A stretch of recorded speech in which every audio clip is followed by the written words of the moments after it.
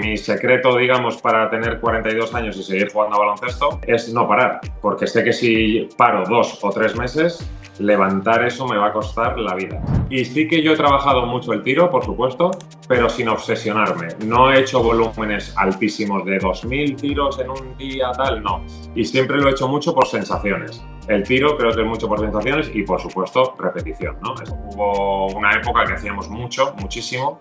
Con Ricky y con Mark organizábamos pick-up games. Básicamente, el que quiera venir juega. Nos juntábamos 10 o 12 tíos y a jugar.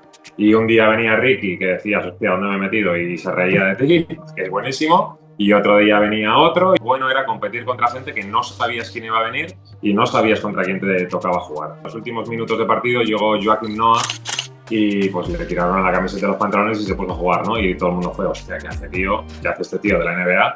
Que se va a poner a jugar aquí en medio en un playground del Bronx. Eso que lo veo en entrenadores de hoy en día, que enseñan a los niños, coge el cono, suelta el cono, tira el cono, pelota de tenis, no lo comparto. No lo comparto porque creo que primero hay que aprender los fundamentos, lo básico, y una vez que vayas sobrado en lo básico, mete 4 conos y 3 pelotas de tenis, pero no empiezas al revés. Y si tú no estás entrenando, hay alguien que está mejorando y que te va a quitar tu puesto y te va a quitar tu contrato y te va a quitar tu dinero y te va a quitar tu trabajo.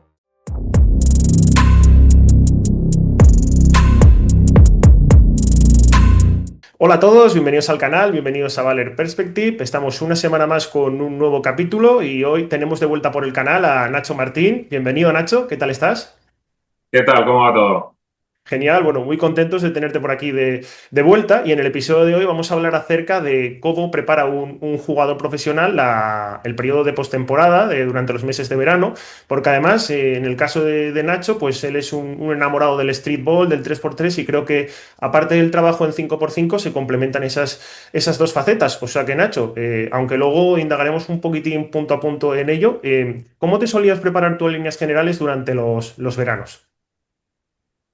Bueno, ha ido evolucionando un poco, yo he ido evolucionando un poco y siempre, ahora está como más mecanizado, que cada uno entrena en verano pues con un preparador físico, con un entrenador, con un lo que sea, pero claro, yo hace 20 años, cuando empezaba a hacer mis pretemporadas o postemporadas, era un poco individual de que cada uno hacía un poco lo que quería o lo que sus recursos le daban.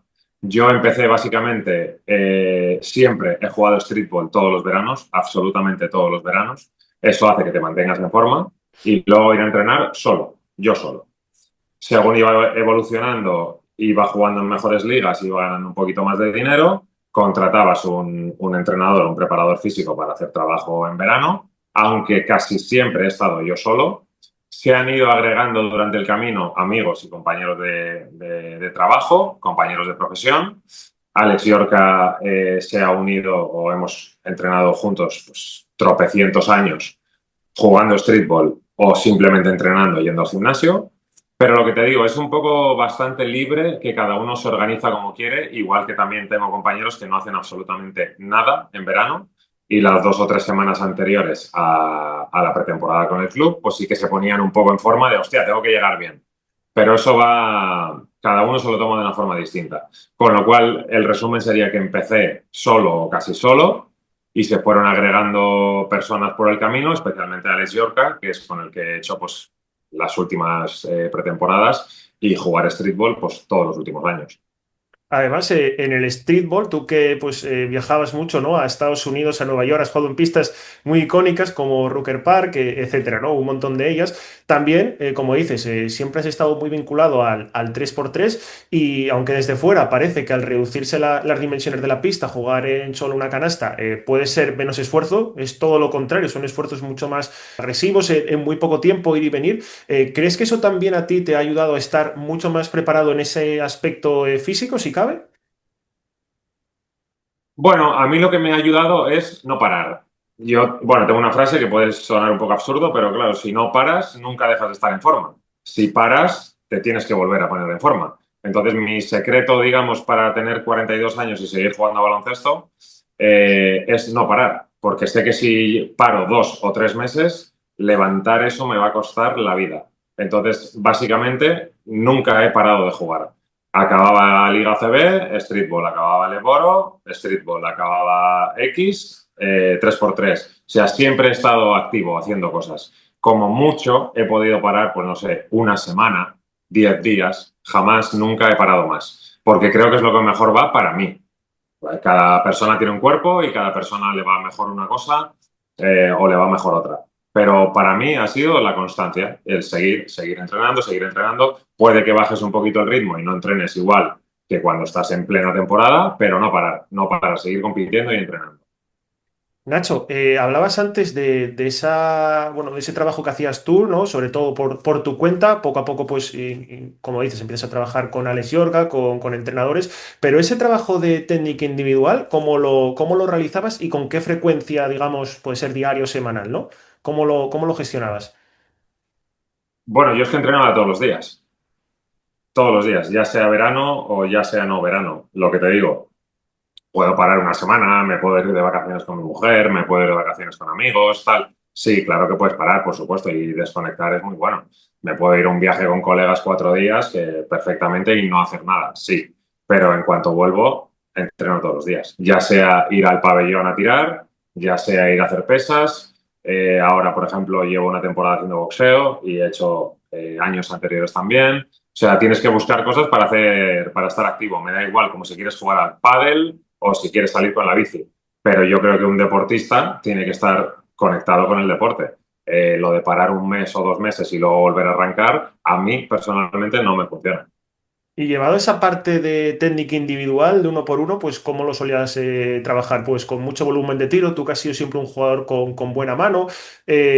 ¿Hacías dobles sesiones, como entrenas todos los días, pero también ibas por las tardes, por las mañanas o cómo lo llevabas? No, normalmente lo que yo siempre he hecho tiro, claro que sí, he hecho 1x0, he hecho técnica individual, pero solía distinguir, por ejemplo, si hago pesas por la mañana, técnica individual por la tarde, o al revés, pero no lo intentaba no hacerlo todo en la misma sesión. Me gusta como diferenciar. ¿Voy al gimnasio? Voy al gimnasio. Luego voy a tirar 300 triples, pero no me gustaba mezclarlo. Y sí que yo he trabajado mucho el tiro, por supuesto, pero sin obsesionarme. No he hecho volúmenes altísimos de 2000 tiros en un día, tal, no. Y siempre lo he hecho mucho por sensaciones. El tiro creo que es mucho por sensaciones y, por supuesto, repetición, ¿no? Está claro que la repetición. Pero no he sido un tío obsesivo con el tiro. Lo que sí que he sido más obsesivo es con entrenar. Eso sí que tenía que entrenar todos los días o cada 2 días, eso sí, porque si no, no me sentía bien conmigo mismo. En ese trabajo, Nacho, que comentabas, ¿no? Que empezaste a implementar con algunos compañeros, con algunos amigos, es también muy importante, aunque tú por el streetball también la llevabas, esa parte de competir con otros rivales, ¿no? Que aparte puedan complementar ese trabajo físico y de uno contra uno, ¿no? El poder tener una oposición también. Sí, es indispensable, totalmente obligatorio competir. Si no compites, todos somos buenos. Haciendo la rueda, soy buenísimo. Y tirando yo solo, contra cero, pues soy espectacular. Pero tienes que competir. Y ya sea contra gente que conoces, ya sea contra gente que no conoces, de hecho, mejor si no los conoces, o ya sea ir a un, no sé, en verano, por ejemplo, hubo una época que hacíamos mucho, muchísimo, eh, con Ricky y con Mark organizábamos pick-up games, básicamente el que quiera venir juega, nos juntábamos 10 o 12 tíos y a jugar. Y un día venía Ricky que decía, hostia, ¿dónde me he metido? Y se reía de ti, que es buenísimo. Y otro día venía otro y otro día otro. Y lo bueno era competir contra gente que no sabías quién iba a venir y no sabías contra quién te tocaba jugar. Y ahí tienes que ir preparado con tu mejor juego, porque si no, ya sabes que no vas a dar la talla. En esas experiencias, Nacho, que has tenido en el streetball en Estados Unidos, por ejemplo, has estado, bueno, en Nueva York, sé que personalmente te gusta mucho también, no solo es por esa parte del streetball únicamente, ¿no? Pero, ¿cómo han sido esas experiencias que has tenido en canchas tan icónicas y en las que también te has enfrentado a jugadores de gran nivel, aunque se jugaba en las calles, ¿no? No en una cancha. ¿Cómo ha sido ese trabajo de streetball? Que imagino que también haya sido por gusto personal, aparte de solo preparación deportiva. Sí, aparte de que te va bien en el aspecto deportivo, por supuesto, me gusta mucho la cultura yankee, me gusta la música, me gustan las ciudades, pues bueno, me gusta mucho, me tira mucho Estados Unidos, por eso me iba todos los veranos para allá. Y lo que me gustaba era ir a una pista callejera, pues antes has dicho el Racker, o puede ser Westford Street, o puede ser Dykeman, bueno, las 1000 pistas que tienen allí, y me gustaba porque ellos no tenían ni idea de quién era yo, y yo no tenía ni idea de quién era ellos. Y te ponías a jugar contra a lo mejor un tío que jamás había sido profesional, que igual había jugado liga universitaria, NCAA, pero no tenías ni idea de quién era y se ponía a jugar y decías, ¡guau! ¿Quién es este tío? Y al mismo tiempo el tío decía, viene un español blanco aquí que no he visto en mi vida y se ponía a jugar y decía, hostia, pues sabe jugar. Entonces yo creo que esa es la gracia, ¿no? Competir con gente que desconoces, pero luego el baloncesto te une y te nivela o te iguala, ¿no? Da igual de dónde vengas, da igual quién seas, al final todo se acaba igualando. Y me hacía mucha gracia que yo estaba jugando en Playgrounds de Nueva York y pues eso, había sido convocado con la selección española, había jugado en ACB, había tal, y la gente no tenía ni idea. Claro, al final es un contraste raro, pero bueno, al final en la cancha cuando te ven jugar, yo creo que ahí también pues se dan un poco cuenta, ¿no? ¿Has coincidido con algún jugador de la NBA? Comentas que de Liga Universitaria sí coincidiste, ¿no? ¿Pero algún jugador NBA al que te hayas enfrentado en esos partidos? Sí, bueno, siempre cuento un poco la misma, que estábamos jugando un partido contra un equipazo, de hecho nos dieron una buena, y en los últimos minutos de partido llegó Joakim Noah y pues le tiraron la camiseta de los pantalones y se puso a jugar, ¿no? Y todo el mundo fue, hostia, ¿qué hace, tío? ¿Qué hace este tío de la NBA? Que se va a poner a jugar aquí en medio en un playground del Bronx. Y así fue, le tiraron la camiseta, se metió y jugó un rato contra nosotros. El tío gigantesco, pesa 30 kilos más que yo y mide no sé cuánto más que yo. Y bueno, esa es un poco la anécdota. Vi jugar a estrellas, sí, vi jugar a Marcos Jaric, vi jugar a Ron Artest. Bueno, ha habido jugadores NBA pues muy tochos jugando esos torneos, pero bueno, básicamente que me tocó defender a mí y sufrirlo, Joaquim Noah. Nacho, ¿hay algún aspecto que en el trabajo que hayas hecho durante el verano llevándolo con balón, porque hayas querido mejorarlo, pues una habilidad, algún movimiento? ¿Hay alguno en concreto que te haya costado más que los demás implementarlo a tu arsenal?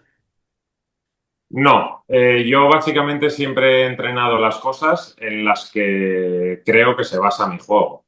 Mi juego ACB, mi juego Leporo, que es evidentemente tiro de media distancia, tiro de larga distancia, jugar en el poste, pasar bien el balón. O sea, nunca he intentado hacer el triple combo, crossover, reverso por detrás de la espalda porque no lo voy a utilizar en un partido.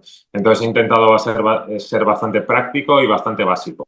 ¿Cuáles son mis situaciones de partido? Pick and pop, pongo el bloqueo, me abro, tiro. Pongo el bloqueo, recibo, finta, dos botes al aro. O sea, siempre todo bastante básico, bastante sencillo. Eso que lo veo en entrenadores de hoy en día que enseñan a los niños, coge el cono, suelta el cono, tira el cono, pelota de tenis, tal, no sé qué. No lo comparto. No lo comparto porque creo que primero hay que aprender los fundamentos, lo básico, y una vez que vayas sobrado en lo básico, mete cuatro conos y tres pelotas de tenis, pero no empiezas al revés.